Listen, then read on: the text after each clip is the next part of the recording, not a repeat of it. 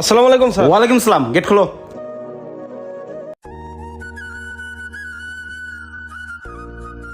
মামা হ্যাঁ বাসা খুঁজতে খুঁজতে ফুল টায়ার্ড হয়ে গেছি, আর পারতেছি না মামা। হ মামা।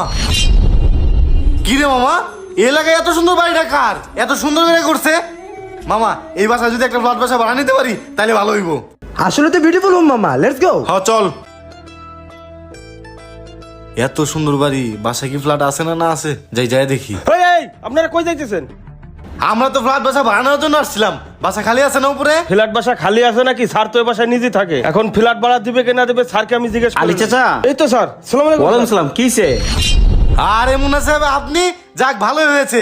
আপনি এই বাসায় ভাড়া থাকেন, তাহলে আমাদেরকে একটা ফ্ল্যাট নিয়ে দেন, আমরা দুইজন মিলে একসাথে থাকবো। আরে আপনি কাকে কি বলতেছেন? স্যার তো নিজে এই বাড়ির মালিক। মজা করতেছে।